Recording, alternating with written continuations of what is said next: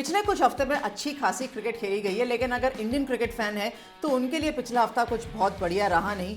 भाई mains test match हार गए ऑस्ट्रेलिया के अंदर, विमेंस श्रृंखला हार गई ऑस्ट्रेलिया के अंदर, और तो और अंडर 19 मेंस टीम जो एशिया कप खेल रही थी फाइनल तक पहुंची, लेकिन वो भी हार गई।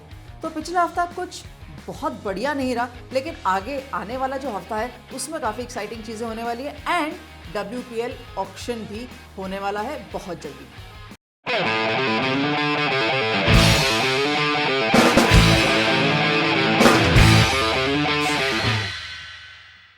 स्वागत है आपका डिफरेंट स्ट्रोक्स के अंदर। देखिए, जो बीत गया उसके ऊपर बात जरूर करनी चाहिए, वरना पता क्या चलेगा हम आगे कहाँ की तरफ जा रहे हैं। तो सबसे पहले इंडियन वुमेन्स क्रिकेट टीम की बात। श्रृंखला थी, मुश्किल श्रृंखला थी ऑस्ट्रेलिया के विरुद्ध ऑस्ट्रेलिया के अंदर, और खास तौर पर उनके घर में जाके जहां पर हमारे इतने सारे खिलाड़ी नहीं खेले कभी ऑस्ट्रेलिया में। वो चैलेंजिंग होने वाला था। खैर, चैलेंजिंग सिचुएशन से हम नहीं डरते, लेकिन जो सेकेंड वनडे इंटरनेशनल था ना, उसका प्रदर्शन और फर्स्ट वनडे इंटरनेशनल का प्रदर्शन में हम ये कह सकते हैं कि एक बहुत मैसिव डिफरेंस था इन अ पॉजिटिव वे। तो पॉजिटिव वे पे डिफरेंस देखने के लिए सबसे पहले ऑस्ट्रेलिया की बात करते हैं। देखिए, जॉर्जिया वॉल है, वो डेब्यूटेंट थी पहले वनडे इंटरनेशनल में, वहाँ उन्होंने अर्धशतक लगाया और अगले सेकेंड वनडे इंटरनेशनल तक आते आते शतक ही लगा दिया। एलिस पेरी तो पीछे रहेंगी नहीं। तो ऑस्ट्रेलिया ने कहा कि इतनी बढ़िया बैटिंग विकेट है और हमारे को मौका मिला रन बनाने का, तो हम क्यों ना बनाएं। दिल खोल के रन बनाए उन्होंने, और उन्होंने इतना बड़ा टारगेट दे दिया 372 का भारतीय टीम को कि भारतीय टीम सोच रही होगी अब कैसे पूरा करें। कम से कम गेंदबाजों की थोड़ी सी तारीफ करनी बनती है, क्योंकि मुझे लगा कि प्रिया मिश्रा ने गेंदबाजी अच्छी करी, दीप्ति शर्मा ने गेंदबाजी अच्छी करी, पैचेस के अंदर रेणुका सिंह ठाकुर ने भी करी, लेकिन वो जो छठा बॉलर या सातवां बॉलर जिसकी मैं बात हमेशा करती हूँ ना, वो खलता है, वो कमी अब पिछले दोनों मुकाबलों में ज़्यादा ग्लेयरिंग तरीके से निकल कर आई। खास तौर पर तब जब एक या दो गेंदबाज का दिन अच्छा ना जाए। जब तक भारतीय टीम की बल्लेबाजी की बात आई ना, तो टारगेट तो बहुत विशाल था और सामने प्रिया पुनिया भी नहीं थी, तो ऋचा घोष को मौका मिला। वैसे जब ऋचा घोष और स्मृति मांधाना ओपन करने आए थे ना, तो मुझे लगा कि ये अच्छी चीज़ है। आई एम श्योर कोच ने और कैप्टन ने डिसाइड किया होगा कि why not attack straight up. बिल्कुल ठीक बात है, प्रिया पुनिया से ज़्यादा अटैकिंग शॉट्स तो ऋचा घोष के पास है। तो क्या हम इसी तरीके से सोच विचार करके हर मुकाबला नहीं खेल सकते? माना कि भारतीय टीम मुकाबला हारी थी, बहुत लंबे डिफरेंस से भी हारी, लेकिन आप भारतीय टीम का एंड का स्कोर देखिए। इंडिया 249 ऑल आउट हो गई और 372 का टारगेट था, लेकिन 249 जो ऑल आउट हुई ना, वो 45th ओवर में हुई। मतलब लगभग बहुत ज़्यादा तकलीफ बिना दिए स्कोर बोर्ड को या अपने आप को 5 रन प्रति औसत से ज़्यादा एक समय तक स्कोर कर रही थी भारतीय टीम। दैट मीन्स कि अगर इसी टेम्पलेट से या इसी के आसपास के टेम्पलेट से भारतीय टीम खेले या 6 की औसत से भी खेले, तो कम से कम भारतीय टीम 300 रन का आंकड़ा छू सकती है।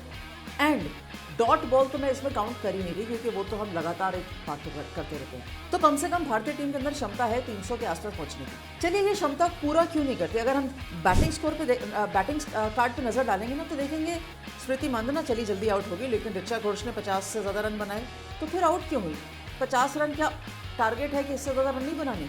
जमीमा रॉड्रिग्स के पास हर मैच में, हर स्थिति में मौका होता है रन्स बनाने का, लेकिन उन्होंने पिछले वनडे में शतक या 50 कब लगाए थे? बिल्कुल याद करना पड़ेगा। हरमनप्रीत कौर ने कब रन्स बनाए थे? चलिए, न्यूजीलैंड के खिलाफ बनाए थे उन्होंने स्मृति मांधाना के साथ, लेकिन क्या अवसर नहीं था यहाँ पर एक बड़ा स्कोर खड़ा करने का, या अपने आप के लिए एक अच्छा स्कोर खड़ा करने का, कॉन्फिडेंस बूस्टिंग? और ऊपर से नीचे तक बैटिंग ऑर्डर पर सब पर नजर डाली थी। दीप्ति शर्मा पिछले मैच में रनआउट हो गई थी, इस मुकाबले में ग्लव पर गेंद लगी और विकेट कीपर के पास आउट हो गई। तो ये सही चीज़ तो नहीं है ना ही खुद प्लेयर के लिए, ना ही टीम के लिए। आई एम श्योर भारतीय टीम के खिलाड़ी ये सब जानते हैं, लेकिन समर्थक हमेशा ये देखते हैं कि छोटे टारगेट्स के बजाय बड़े टारगेट्स रखने चाहिए। इस स्थिति को दूर करने के लिए ना सबसे बड़ी चीज़ है कि डोमेस्टिक क्रिकेट के अंदर जब खिलाड़ी 50, 100 और बड़े रन बनाने लगेगा ना, तो उस खिलाड़ी को वो सिस्टम समझ में आ जाएगा, किस तरीके से 50 से ज़्यादा रन बनाए जाते हैं, 80 को 100 में कन्वर्ट किया जाता है। मुझे लगता है डोमेस्टिक क्रिकेट के अंदर भी भूख जो है ना, वो है नहीं। अब खिलाड़ियों में आने लगी। उमा छेत्री ने शतक लगाया था बहुत बढ़िया तरीके से। T20 का जो क्वाड्रेंगुलर हुआ था, या जो हमारा चैलेंजर टूर्नामेंट हुआ था, उसके अंदर खिलाड़ियों ने रन्स करने की कोशिश करी थी, लेकिन वो और ज़्यादा वनडे मैचेस में भी आना चाहिए। And I think that's a very essential thing, specially in domestic cricket for India. Bowling का मैं पहले ही कह चुकी हूँ, मुझे लगता है गेंदबाजी में भारतीय टीम के पास विकल्प बहुत कम है, ऑलराउंडर्स का ऑप्शन बहुत कम है। सो उस उस क्षेत्र में कैसे कैसे ऑलराउंडर्स निकल कर आ सकते हैं। आई थिंक समय बहुत कम है, लेकिन ऑप्शंस के साथ समय भी कम है, लेकिन भारतीय टीम को बॉलिंग ऑलराउंडर्स या बैटिंग ऑलराउंडर्स डालने पड़ेंगे तो ज़्यादा बेटर लगेगी ये भारतीय टीम। चलिए, इसके अलावा एक और श्रृंखला चल रही है इंग्लैंड और साउथ अफ्रीका के बीच में। पहला मुकाबला साउथ अफ्रीका जीत गया था, जो 3 T20s हारने के बाद बहुत लो स्कोरिंग मुकाबला था। वहाँ पर ऐसा लगा था कि इंग्लैंड स्ट्रगल कर रहा है। इनफैक्ट वो जो सरफेस था वो बहुत बढ़िया था नहीं किम्बरली पे, और लो स्कोरिंग मुकाबला ही था। साउथ अफ्रीका ने 6 विकेटों के साथ जीत हासिल करी थी और बहुत कम सा एक टारगेट चेस कर रहे थे। इंग्लैंड ने पहले बैटिंग करी थी, वहाँ पे हेदर नाइट ने 40 किए थे, 47 किए थे चार्ली डीन ने और एमी जोन्स ने भी, लेकिन 186 का जो लक्ष्य था ना, वो साउथ अफ्रीका को पार करने में ज़्यादा तकलीफ आई नहीं। विकेटें ज़रूर खोई थी, लेकिन अगेन वहाँ पे मारेजान काप है, नडीन डी क्लर्क है, उन्होंने साउथ अफ्रीका को पहले मुकाबले में जीत दिला दी। दूसरा मुकाबला आते आते इंग्लैंड ने कहा, देखिए हम श्रृंखला तो हारेंगे नहीं, तो हमारा प्रदर्शन बेहतर रहना चाहिए। तो चार्ली डीन ने विकेटें भी ले ली, प्लेयर ऑफ द मैच भी ले लिया और इंश्योर किया कि बहुत ज़्यादा तकलीफ आए ना जब वो पहले गेंदबाजी कर रहे थे। चलिए, साउथ अफ्रीका के ऊपर नज़र भी डाल लेते हैं और स्कोर्स पर भी नज़र डाल लेते हैं कि लॉरा वुल्फार्ट ने 35 रन, जब हाईएस्ट रन्स उस बैटिंग कार्ड में हम देखेंगे क्लोई ट्रायन के 45 रन, मारेजान काप और नडीन डी क्लर्क बहुत जल्दी आउट हो गए, तो टारगेट बहुत ज़्यादा दूर तक जाने वाला नहीं था इंग्लैंड के लिए। 135 रन पे ही सिमट गई थी और इंग्लैंड ने भी विकेट खोई थी, ऐसा नहीं था। इंग्लैंड ने विकेट जरूर खोई, लेकिन कम से कम श्रृंखला बराबरी पे आ गई है और अगर लो स्कोरिंग मुकाबला भी रहा तो कम से कम इंग्लैंड के लिए अपॉर्चुनिटी है, या इवन साउथ अफ्रीका के लिए अपॉर्चुनिटी है अपने घर में एक श्रृंखला जीतने की इंग्लैंड के ऊपर, वो भी वनडे श्रृंखला। आयरलैंड और बांग्लादेश की सीरीज बांग्लादेश में चल रही है। T20 का जो मुकाबला है वो शुरू हो चुका है। आयरलैंड वनडे श्रृंखला हार गया था बांग्लादेश से, लेकिन जैसे T20 आया वैसे ही आयरलैंड ने कहा हम ज़्यादा अनुभवी हैं, हमारे ज़्यादा स्ट्रॉन्ग खिलाड़ी हैं।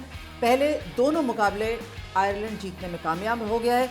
इनफैक्ट पहले मुकाबले में तो ज़्यादा रन्स बने थे, 169 का स्कोर दिया था आयरलैंड ने, बांग्लादेश 170 का टारगेट दिया था बांग्लादेश को और उन्होंने 12 रनों से जीत हासिल कर ली थी। तब बांग्लादेश की जो बैटिंग थी वो थोड़ी ज़्यादा बेटर थी। थोड़ा सा जो ओपनिंग कॉम्बिनेशन था ना पहले मैच में वो ज़्यादा बेटर था। उन्होंने 103 रनों की साझेदारी बनाई थी और स्टार्ट दिया था, लेकिन बांग्लादेश उसका फ़ायदा उठा नहीं पाया, वो पहला मैच हार गया। दूसरे मैच तक आते आते ओर्रा प्रेंडागास्ट ने कहा मैं भी मैच विनिंग परफॉर्मेंस दे सकती हूँ।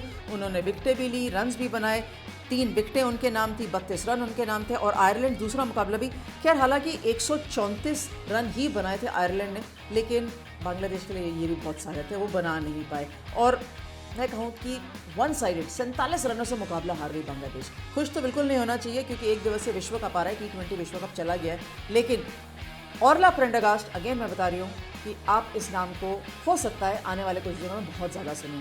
क्यों? WPL आ रहा है भाई, ऑक्शन में इनका नाम है। अगले हफ्ते ऑफकोर्स जब हम विमेंस वीकली शो करेंगे तब तक ऑक्शन समाप्त हो चुका होगा और ऑक्शन के अंदर कौन से ऐसे खिलाड़ी हैं जो मुझे लगता है एक अच्छी प्राइस ले सकते हैं, या ऐसे कौन से खिलाड़ियों के ऊपर फ्रेंचाइजीज की नज़र रहेगी, वो सब मैं बताऊंगी अगले प्रोग्राम में बहुत जल्दी WPL ऑक्शन स्पेशल के अंदर। Thanks very much for watching the women's weekly show on different strokes.